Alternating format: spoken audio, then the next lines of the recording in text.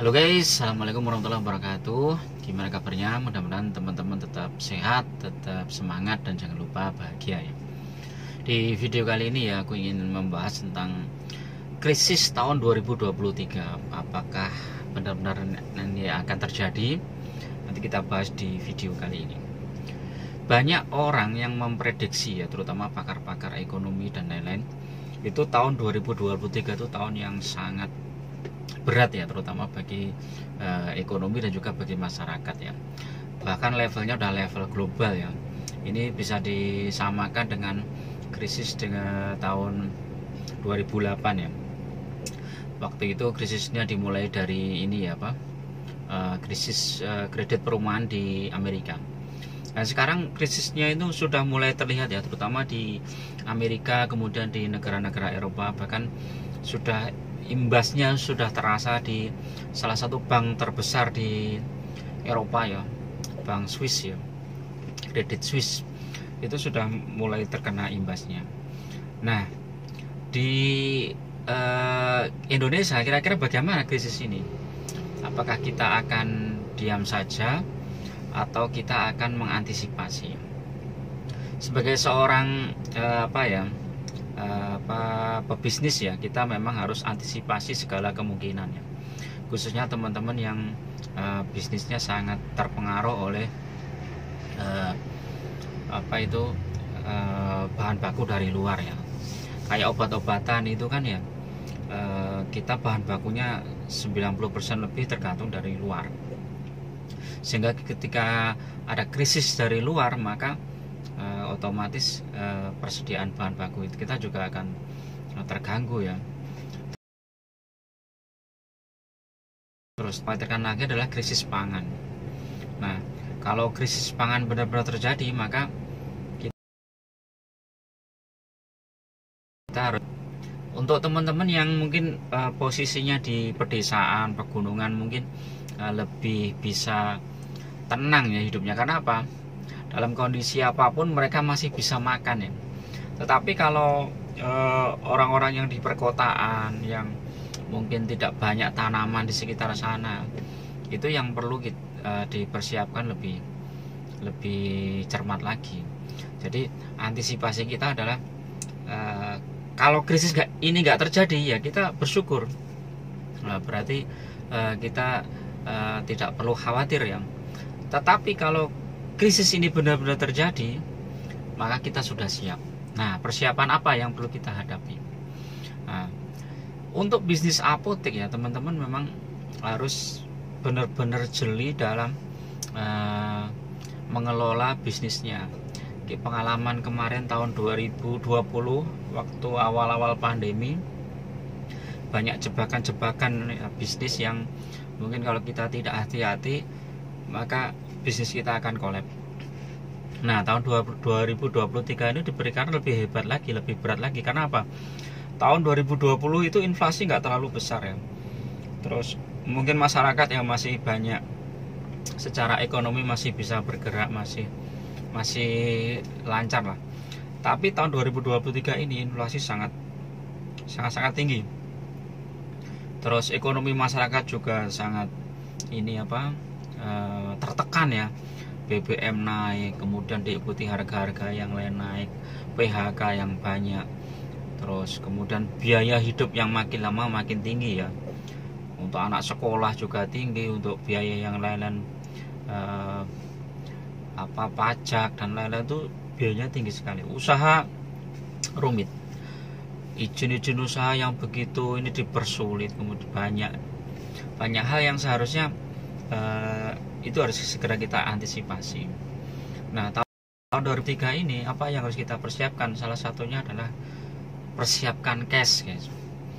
Jadi teman-teman jangan terbuai dengan profit yang besar tetapi cashnya kosong, itu berbahaya. Jadi teman-teman tetap harus persiapkan cash, sisihkan dari pendapatan bulanan kalian untuk menabung dalam bentuk emas boleh. Kalau dalam bentuk emas malah lebih bagus, karena posisi harga emas sekarang itu sedang rendah-rendahnya ya.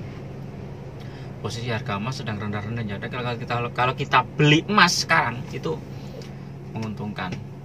Yang penting kita harus punya cadangan cash yang sewaktu-waktu kita cairkan itu cepat. Karena apa? Saat krisis itu properti dan lain-lain itu nggak ada harganya. Kalian punya properti banyak ya, mungkin rumah banyak, tanah banyak, tetapi saat kalian krisis, kalian butuh uang, kalian nggak bisa menjual properti dengan cepat. Kalian punya properti nilainya 1 miliar, padahal yang kalian butuhkan itu cuma 100 juta. Kalian nggak bisa cepat. Tapi kalau kalian punya tabungan itu bisa cepat. Kalian punya emas itu cepat. Punya saham itu cepat. Tapi saham juga beresiko. Nah, sekarang itu kan fluktuatif ya saham.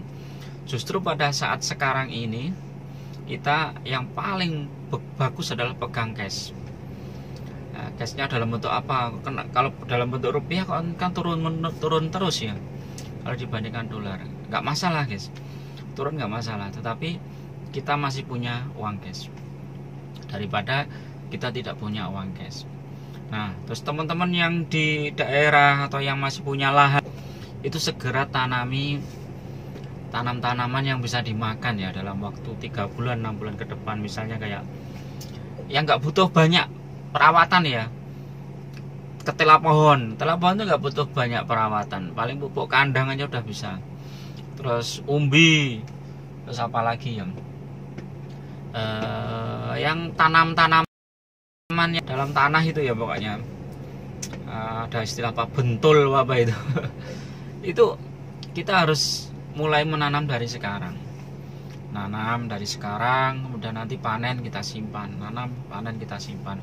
Kalau ketela pohon kan nggak bisa disimpan dalam jangka panjang, ya kita keringkan. Kita keringkan biar lebih awet, nanti sampai kering nanti bisa jadi bahan. Misalnya kita bikin tiwul lah, bikin apalah gitu. Jadi ini untuk antisipasi guys. Jangan remehkan, karena di belahan dunia yang lain sudah banyak ya, sudah banyak terjadi krisis ya. Ada yang kelaparan, ada yang kekurangan makanan, kekurangan bahan-bahan yang lain-lain, itu udah mulai banyak. Jadi kita harus antisipasi. Nah, dalam bisnis apotek antisipasi selain uang cash apalagi? Ya kita mulai mengefisiensikan biaya operasional yang bisa kita tekan, itu kita tekan, kemudian uangnya kita amankan, kita save, kita tabung. Jadi intinya adalah menabung guys. Jadi seberapapun penghasilan kalian sisihkan sebagian untuk menabung. Kalau kalian bisa menabung sebulan 100.000 saja, maka dalam waktu 1 tahun atau 2 tahun ke depan itu sudah lumayan. Apalagi kalau 100.000 per minggu misalnya kita tabung, itu udah lumayan.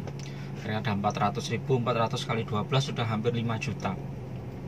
5 juta kali 2 tahun sudah hampir 10 juta. Udah lumayan cukup untuk menghadapi krisis, walaupun mungkin ya nggak lebih ya, pas-pasan lah, tapi itu sudah cukup ya.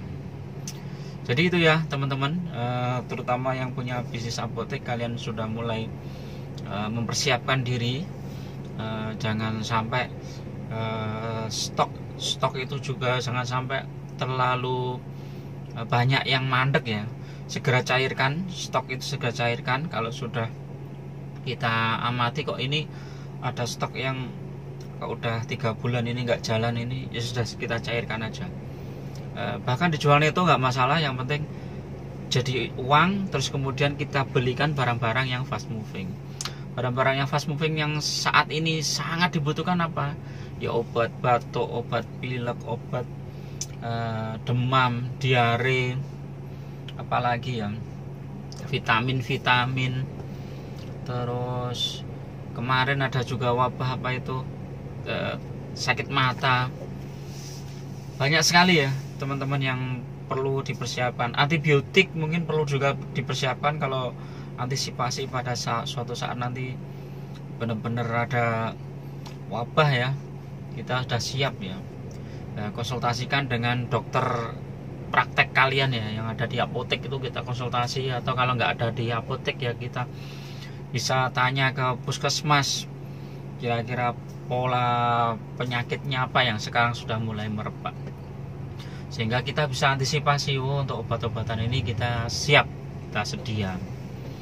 Jadi itu jangan sampai nanti ya, termasuk obat batuk segala macam ya, jangan sampai nanti begitu pas krisis kita nggak punya obat, itu juga ini. Jadi yang penting kita petani lagi ya, kita lihat lagi stok obat kita, kemudian yang bisa kita cairkan, kemudian kita segera